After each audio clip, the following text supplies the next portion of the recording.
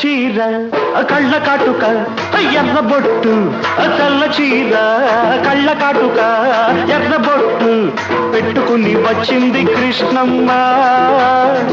ఏదో కబురు పట్టుకొచ్చింది కృష్ణమ్మ ఆ కబురేమిటమ్మా ఈ పరుగెందుకమ్మా ఆ కబురేమిటమ్మా ఈ పరుగెందుకమ్మా